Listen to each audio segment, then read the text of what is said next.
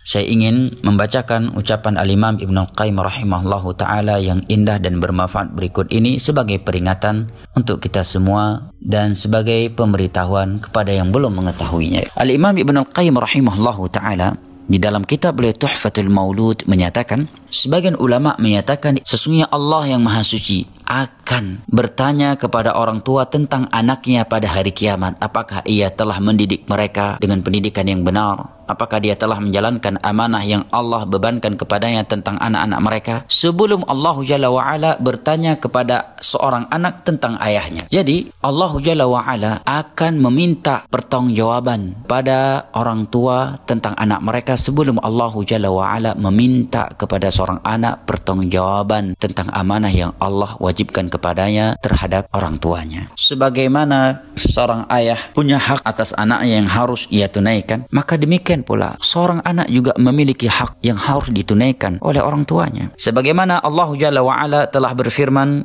dan sungguh kami telah berpesan kepada manusia agar berbuat baik kepada kedua orang tuanya. Al-Ahqaf ayat 15. Allah Jalla wa'ala juga telah berfirman, qu anfusakum wa ahlikum nara waquduha an-nas wal hijarah.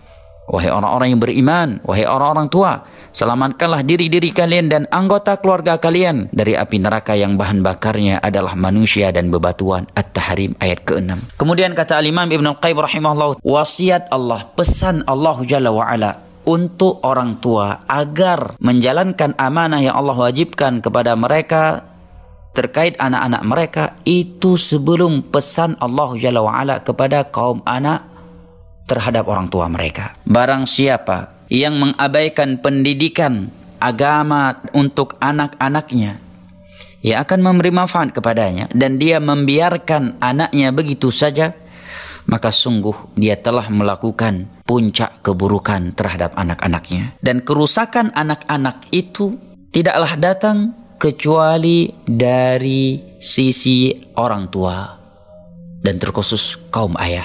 Yang kedua, dikarenakan orang tua mereka yang mengabaikan pendidikan terhadap mereka. Karena orang tua mereka yang telah mengabaikan penjelasan pendidikan agama tentang hal-hal yang wajib dan hal-hal yang sunnah di dalam agama ini untuk anak-anak mereka. Sehingga anak-anak mereka di masa kecil jauh dari nilai-nilai agama, berada di dalam kesia-siaan, kelalaian, sehingga ketika anak mereka sudah besar, anak-anak mereka tidak dapat mengambil manfaat dari keberadaan orang tua mereka tentang agama mereka, dan mereka pun tidak bisa memberikan manfaat pada orang tua mereka tatkala mereka sudah lanjut usianya. Semoga yang sedikit ini bermanfaat.